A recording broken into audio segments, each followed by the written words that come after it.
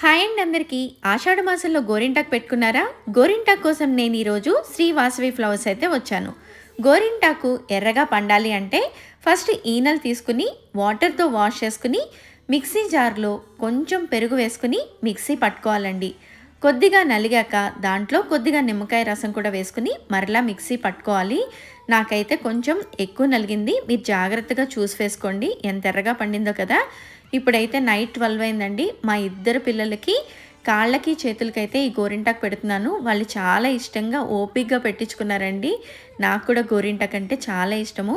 ఇంత ఎర్రగా పండాక ఫోటోషూట్ లేకపోతే ఎట్లా అండి? మీ అందరి కోసం మా ఫ్యామిలీ ఫోటోషూట్.